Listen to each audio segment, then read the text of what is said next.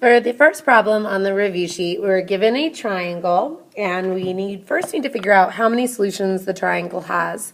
And if it has one solution, find the area of the triangle. So we are given that angle A is 67 degrees, side A is 18.8, and side B is 3.9.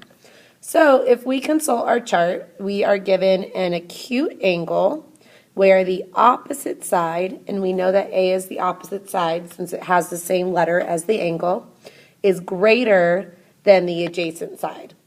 Therefore, we know that we only have one triangle. So we're good to go to find the area. The only problem is if we take a look at this triangle, we have an angle, we have an opposite side, and we have an adjacent side. To find the area with the sine formula, we need two adjacent sides to an angle. So if I knew angle C, I would be able to use the area formula 1/2 AB sine C. So we can use law of sines to help us find angle C. But first, since we are given side B, we must find angle B first. So we'll use the law of sines, which is the sine of 67 degrees over 18.8 equals the sine of B over 3.9. So if we do some cross multiplying, we'll get that the sine of B equals 3.9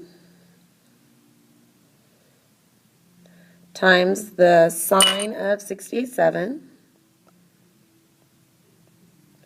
all over 18.8.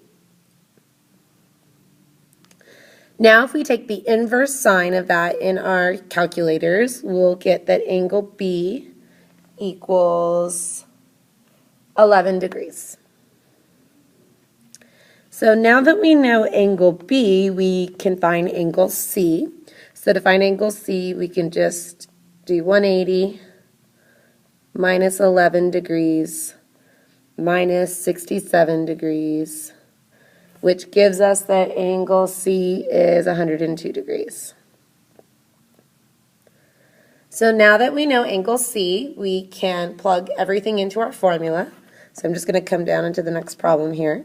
So to find the area, we just need to do 1/2 times side A, which is 18.8, times side B, which is 3.9, times the sine of 102 degrees, and we will get an area of 35.86 units squared.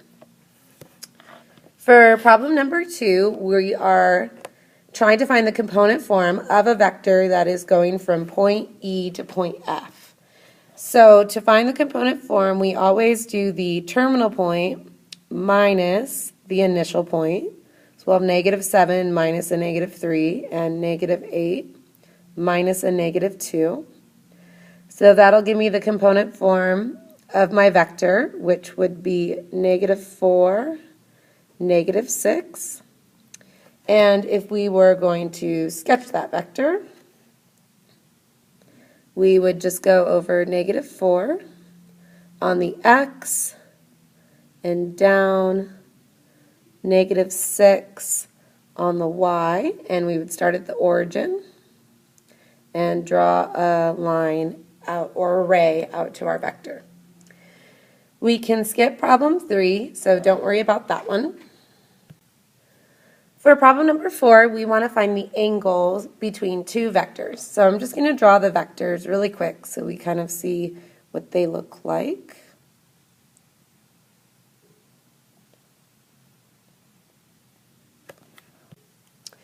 So we have a vector at -5, 9, and -3, -6.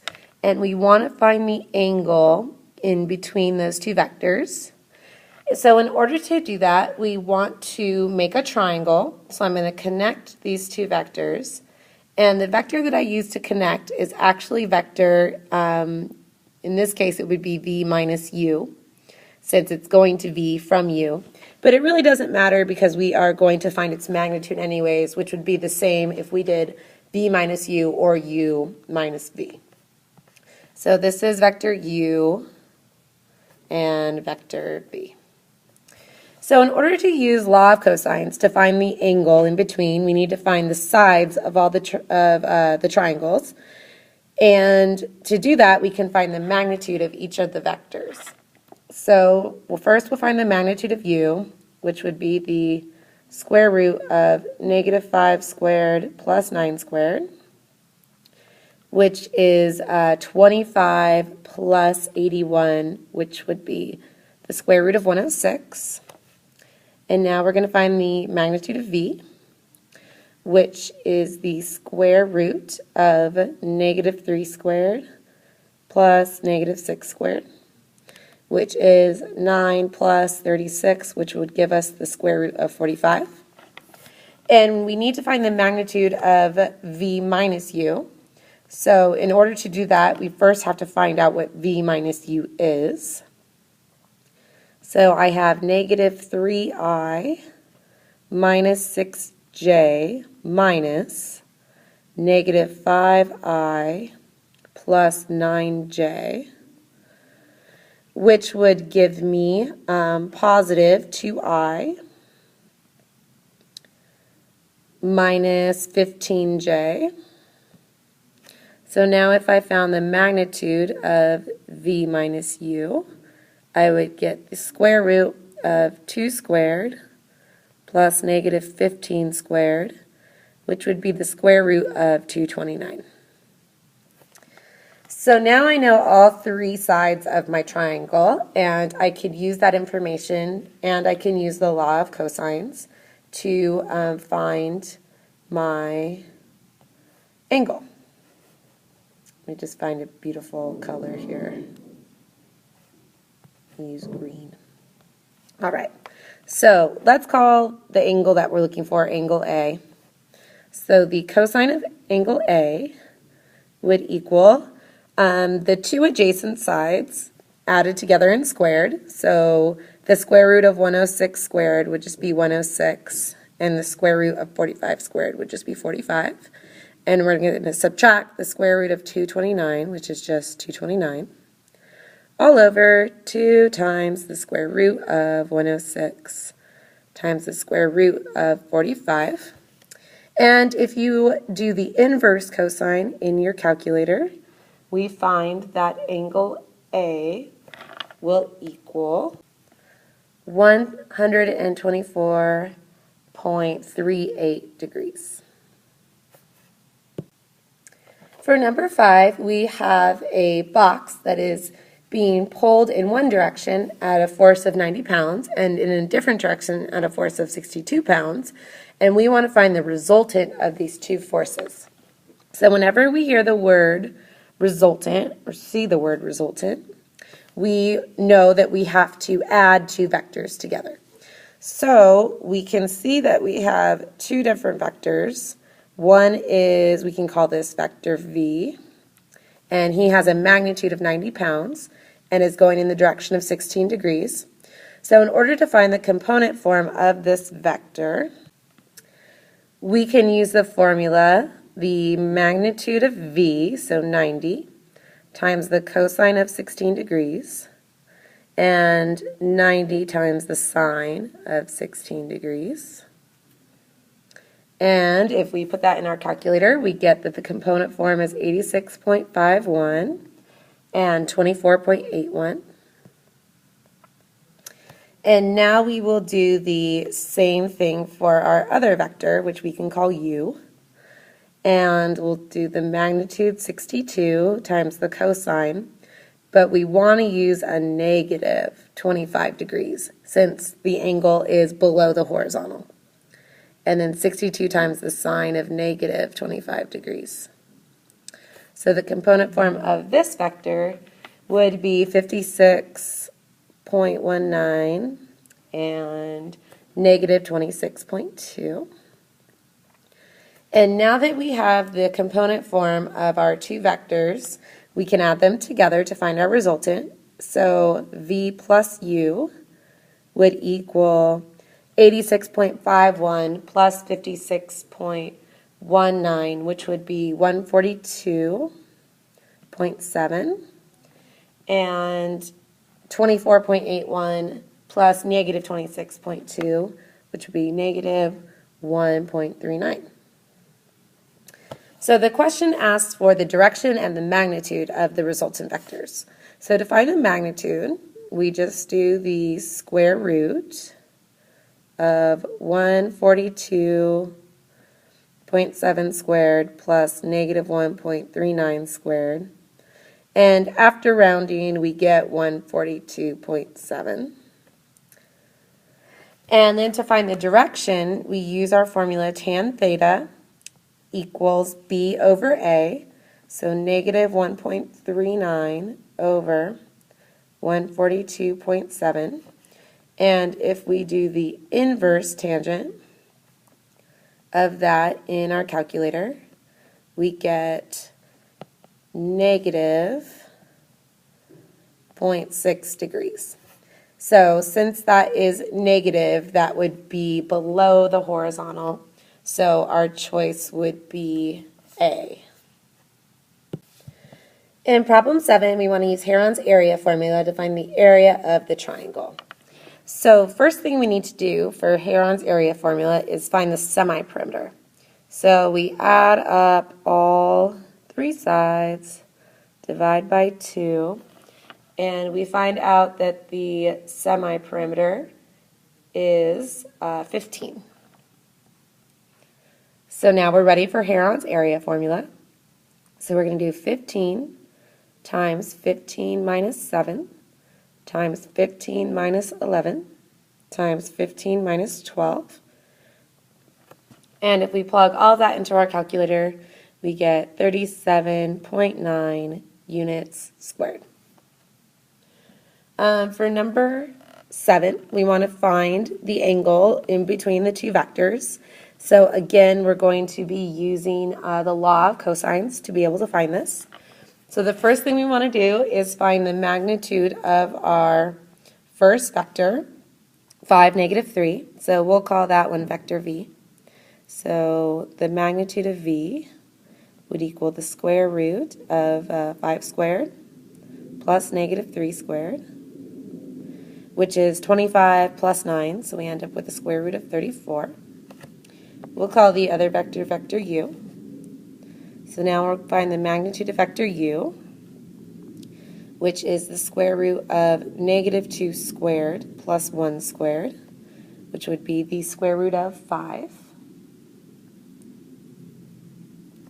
And now we want to find the vector V minus U. So vector V minus U would be 5 minus a negative 2, which is 7, and negative 3 minus 1, which is negative 4. So the magnitude of V minus U is the square root of 7 squared plus negative 4 squared, which is 49 plus 16, which would give us the square root of 65. So now we're ready to use law of cosines to find our angle, and we can call it angle A. So we have that the cosine of A would equal the square root of 34 squared, so 34, plus 5 minus 65, all over 2 times the square root of 34 times the square root of 5. And if we took the inverse cosine of that in our calculator, we would get 175.6 degrees, which is pretty close to 176 degrees. We can skip problem number 8 because we have not gone over the dot product yet. For number 9, we want to use the law of cosines to solve triangle ABC. And we're given 3 sides of the triangle, so we have to solve for an angle first.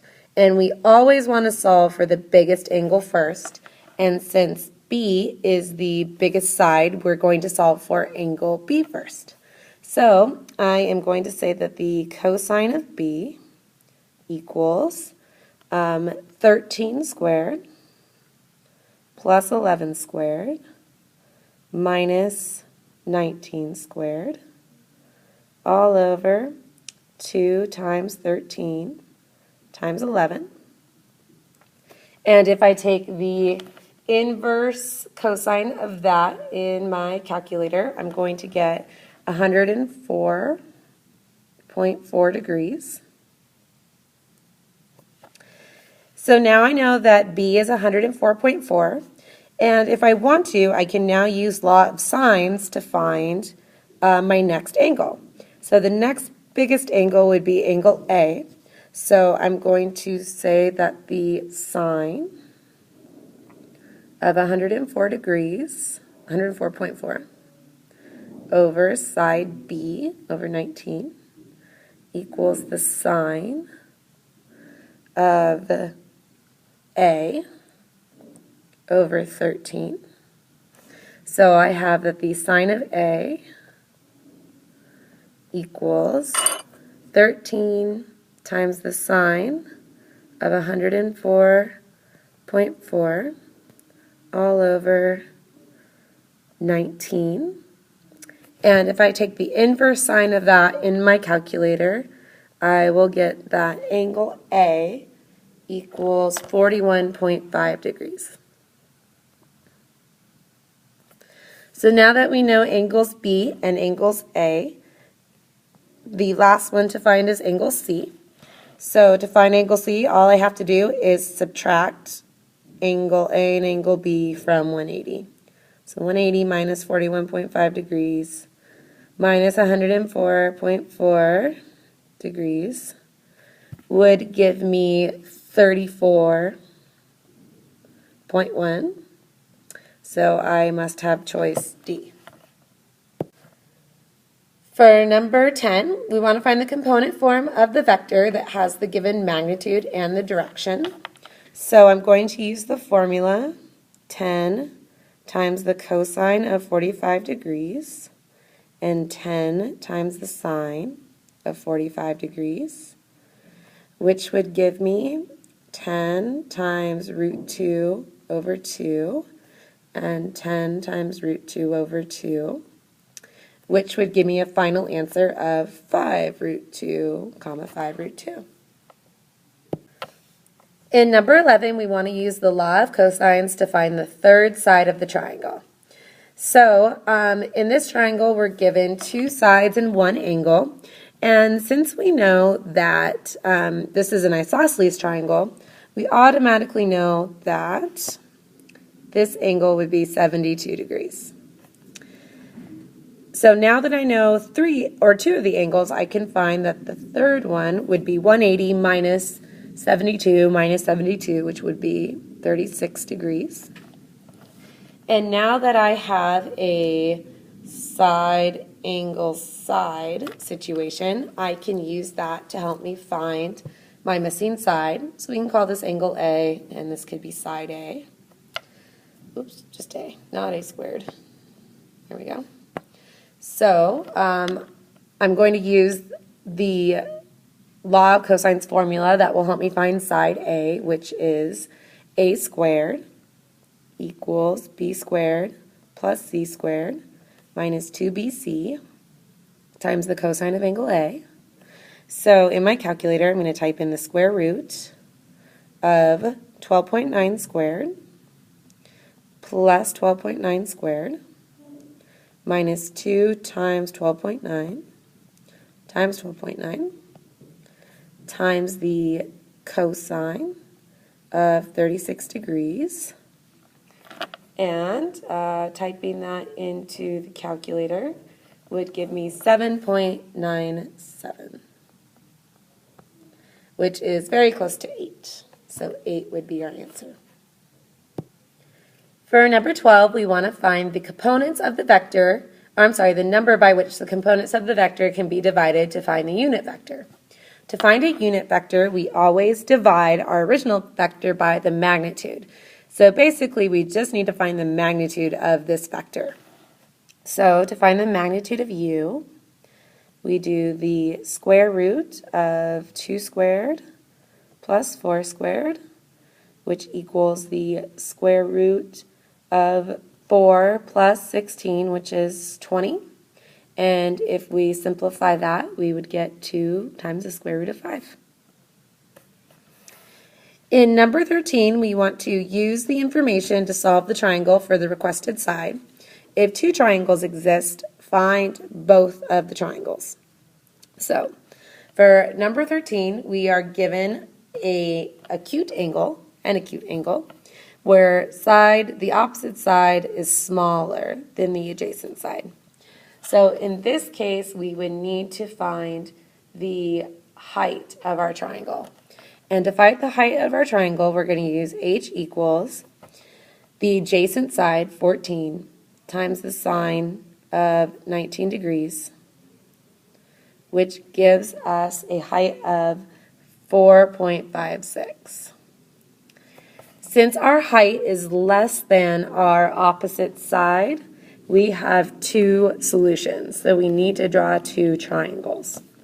So when we draw our 2 triangles, we need to draw them both where angle A is 19 degrees.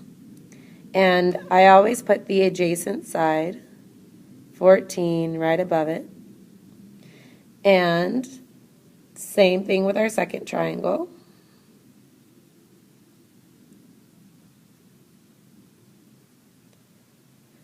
And then to connect the 2 triangles, for our first one, we're going to make a normal side, and the second one, we're going to connect our triangle this way to make an obtuse angle, which will be B1. I'm sorry, that'll be B2, this will be B1. This will be angle C1, angle C2. Okay, so the first thing we're going to do is use law of sines to help us find angle B1. So we have the sine of 19 degrees over 13. And side 13 would be here and here on our 2 triangles, equals sine of B all over 14. So we would want to take the inverse sine of 14 times the sine of 19 all over 13. And that'll give us that angle B equals 20.5 degrees.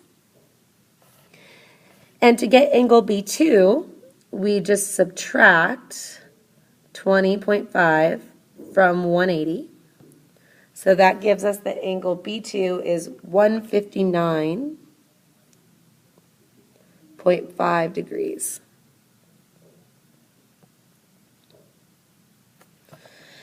To get angles C1 and C2, we just subtract 19 and 20.5 from 180, and that will give us 140.5. And to find angle C2, we subtract 19 and 159.5 from 180, and that'll give us an angle of 1.52 degrees. So now we're finally ready to use law of sines to help us find our other 2 sides, side C1 and side C2. So to find side C1, we use the law of sines. So the sine of 19 degrees over 13 equals the sine of 140.5 all over side C1.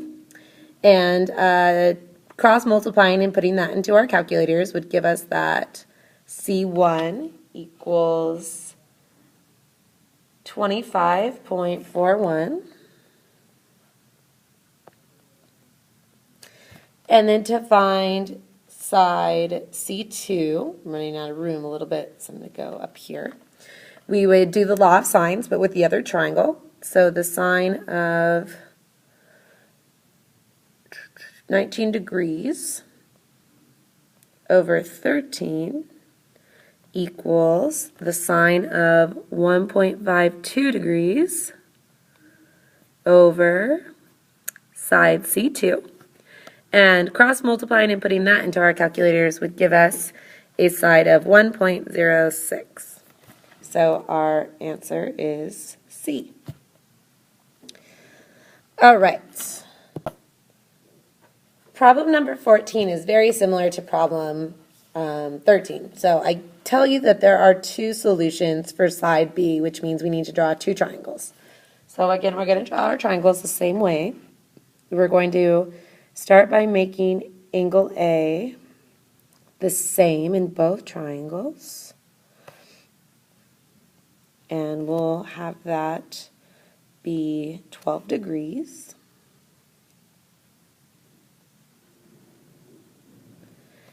And then we will have side C right above it.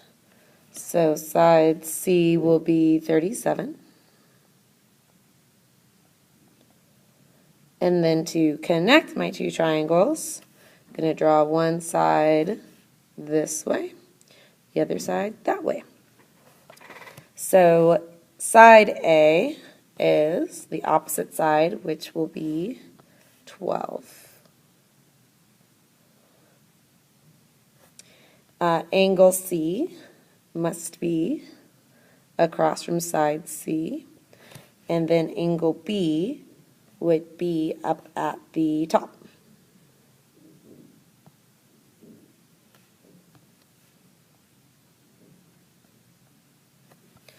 Okay, so to help us find angle C first, we would do the law of sines. So we have the sine of 12 degrees over 12 equals the sine of angle C over 37.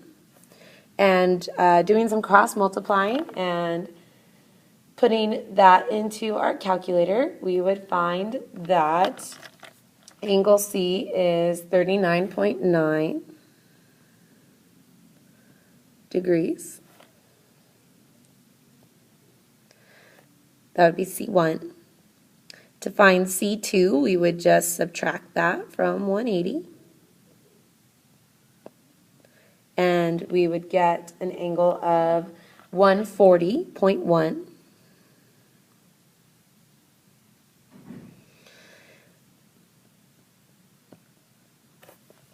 So now we can find our two angle B's.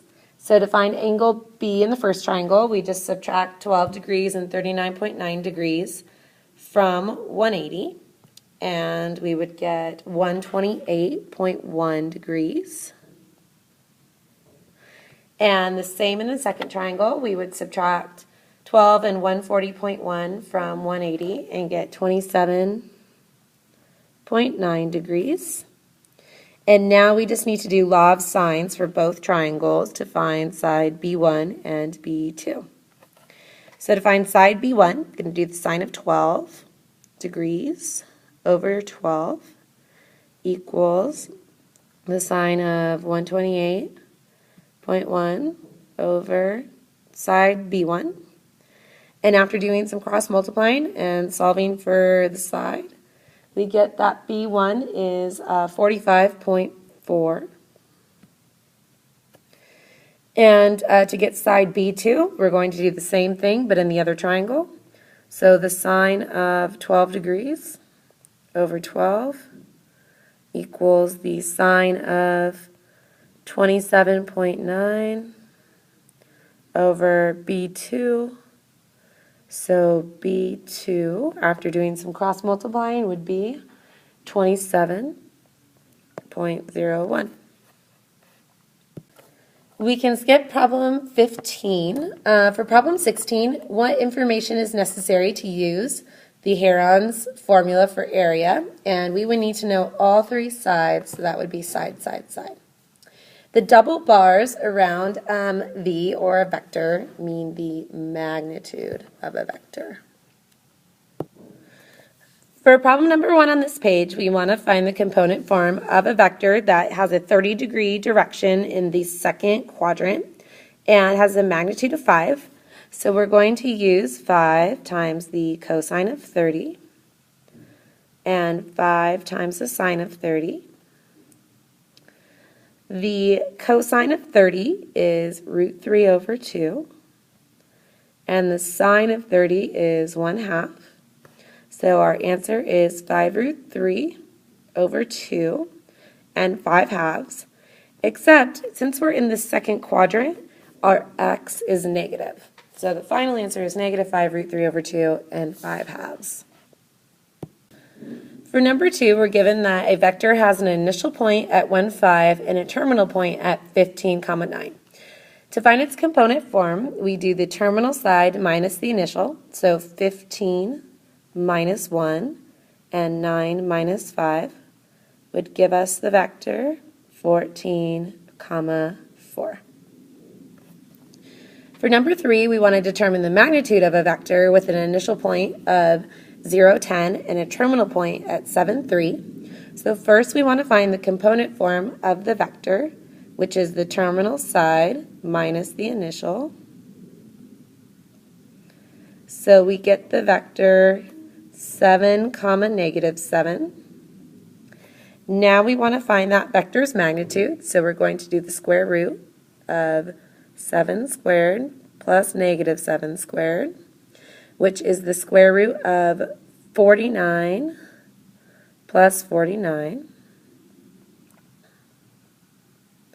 which is the square root of 98. And that would be 7 times the square root of 2. Let's determine the magnitude of v, given that v equals negative I plus 6j. So in component form, that would be the same as negative 1, 6. So to find the magnitude, we're going to do the square root of negative 1 squared plus 6 squared, which is the square root of 37.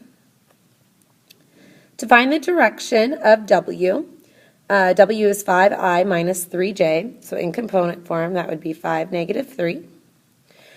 To find the direction, we're going to use the formula tan theta equals b over a, so negative 3/5.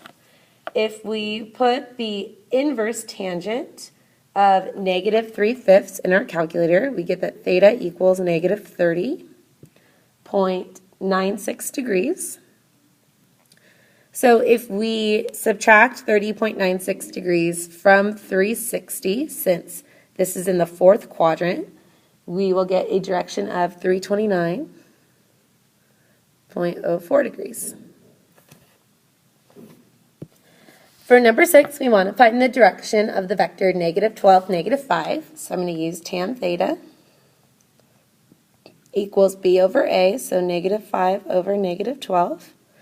And if I do the inverse tangent of that in my calculator, I get that theta equals 22.62.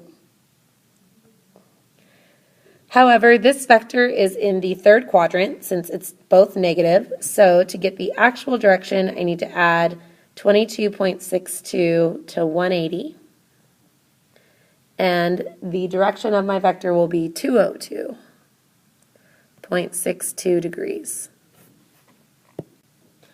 For number 7, we are given that a vector has an initial point at negative 3 or negative 8, 3 and a terminal point at 1, negative 5. We want to find its magnitude and its direction.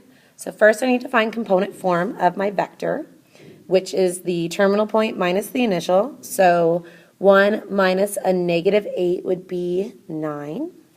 And negative 5 minus 3 is negative 8. So now to find the magnitude, I'm going to do the square root of 9 squared plus negative 8 squared, which is 81 plus 64. So I'm going to have the square root of 145. So that'll be my magnitude. To find the direction, I'm going to do tan theta equals b over a, so negative 8 over 9. And if I put that in my calculator, I get that theta equals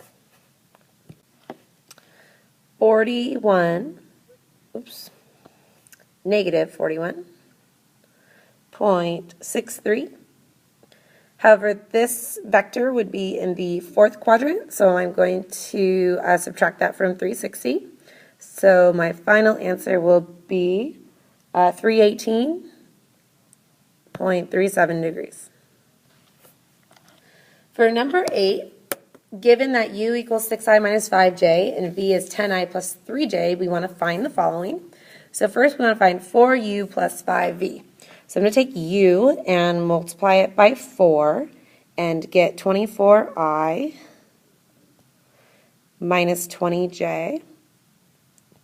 And I'm going to take v and multiply it by 5 to get 50i plus 15j. And then if I add those two vectors together, I would get 74i minus 5j. For b, I want 3v minus 2u. So I'm going to multiply v by 3 and get 30i plus 9j. And I'm going to multiply u by a negative 2 and get negative 12i plus 10j. So now adding those two vectors together, I get 18i plus 19j. To find a unit vector in the direction of v, I'm just going to be working with vector v.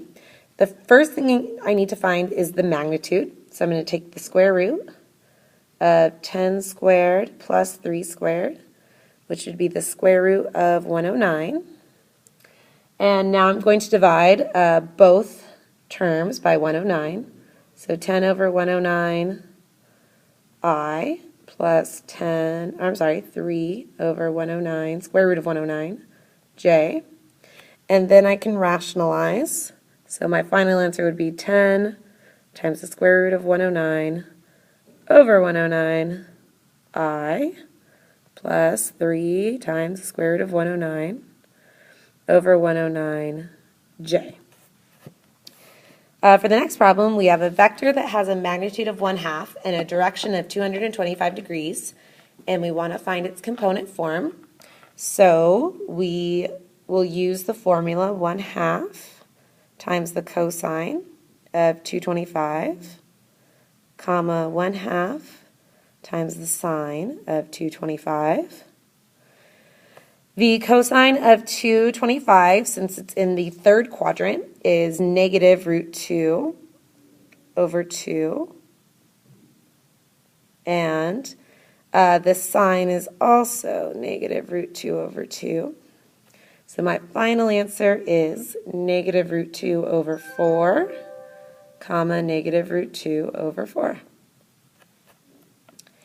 Next problem, we're given that v has a magnitude of 40 degrees and a direction of 160 degrees. W has a magnitude of 75 and a direction of 300 degrees. And we want to find the resultant of these two vectors.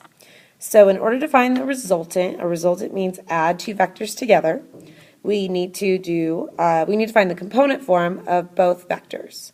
So I'm going to do 40 times the cosine of 160 and 40 times the sine of 160. And since these are not special angles, we can just put them into our calculator and get negative 37.59 and 13.68. And now I'm going to do the same thing and do 75 times the cosine of 300 degrees and 75 times the sine of 300 degrees. And I will get 37.5 and negative 64.95. So now to find the resultant vector, I just need to add these two component forms together. So my resultant vector will be negative 0.09, comma, negative 51.3. For this next problem, we are asked to graph the two vectors, which I did, vector u and vector v, and then find the angle in between them using the law of cosines. So first thing we need to do is find the magnitude of u, which is the square root of 6 squared plus 2 squared, which is the square root of 40. And then we're going to find the magnitude of v,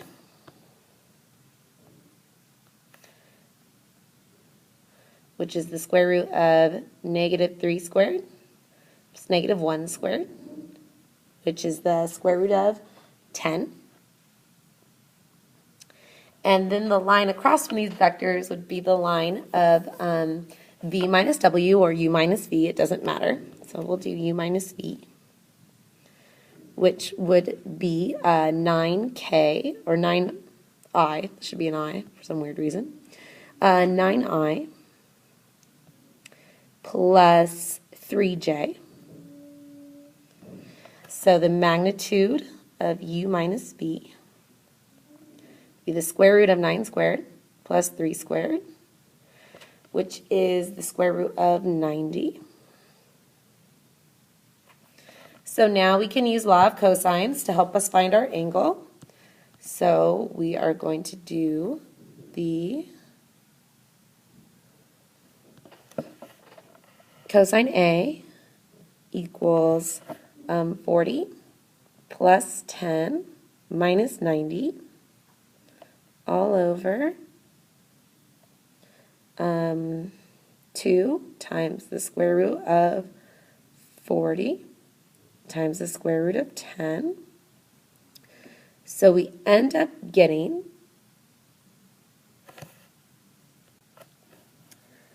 when we take the inverse cosine of that, 180 degrees. And that kind of makes sense because these vectors look like they would be on the same line. For this next problem, we are given that a triangular field has lengths of 22, 36, and 44 yards, and we want to find the largest angle. So the largest angle would be across from the largest side, which is 44. And we can use law of cosines to help us find that angle. So the cosine of A would equal 22 squared plus 36 squared minus 44 squared all over 2 times 22 times 36. And if we did the inverse cosine of that in our calculator, we would find that the angle is 95.65 degrees. In this problem, we're given that we have a jet that is flying through a wind that is blowing at a speed of 55 miles per hour in the direction of north 30 degrees east. So let me draw a vector that represents the wind, and we're coming from the north, and it's blowing 30 degrees towards the east, so about right there. And the magnitude is 55. This angle is 30 degrees. And our jet is traveling 765 miles per hour and in the direction of north 45. So our jet would be about right here. And the magnitude is 765 and his angle is at 45 degrees from the north, and that would also be the same from the east. And we want to find the velocity of the wind as a vector in component form. So since my wind is 30 degrees from the north, he is really 60 degrees from the 0 degree line if we're back on the unit circle. So to find his component form, I'm going to do 55 times the cosine of 60 degrees and 55 times the sine of 60 degrees. So I get that the wind vector would be 27.5 and 47.63. My jet is 45 degrees away from 0 degrees, so I can do 765 times the cosine of 45 and 765 times the sine of 45. So the vector for my jet is 540.63. 540.94 and 540.94. So now we want to find the jet's true speed, his true velocity. So in order to find that, we first need to find the resultant vector, because after the wind, he's going to change his speed and change his direction. So to find the resultant vector, we're going to add the two vectors together. So we'll call this W plus V, the wind plus the airplane vector.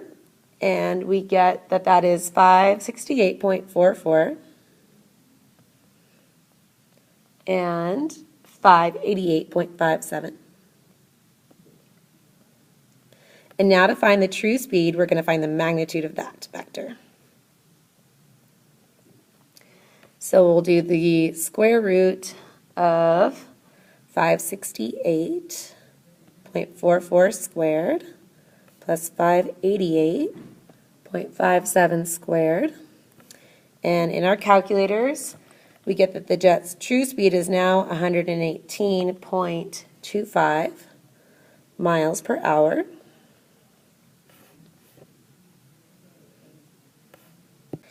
And now to find the jet's true direction, we're going to use tan theta equals B over A, so 588.57 over 568.44. And in our calculators, when we take the inverse tangent of that, we get roughly 46 degrees. However, that is from the 0 degree.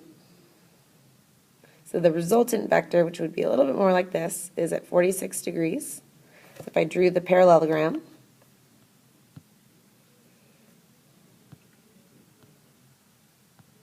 look like that. So our jet didn't change too much, but the new jet would be flying right there.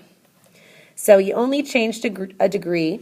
And to give our answer in bearings, we would say that from the north, he is now flying north 44 degrees east.